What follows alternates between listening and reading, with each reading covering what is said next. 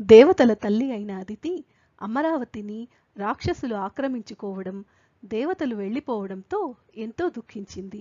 ఒకనాడు ఆమె భర్త అయిన కశ్యప ప్రజాపతి తపస్సు చేసుకుని ఇంటికి తిరిగి వచ్చి అదితి చేత పూజలు అందుకొని బాధతో ఉన్న ఆమెను చూసి ఓదార్చి విచారంగా ఉన్న కారణం అడిగాడు.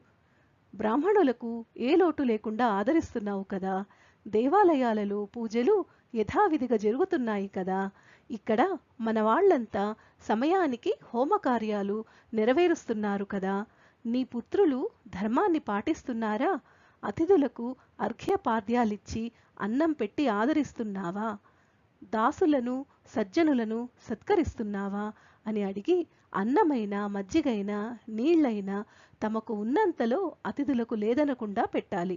అలా చేయకపోతే ధనవంతులైనా సరే వారు లేని వారితో సమానము అని చెప్పాడు.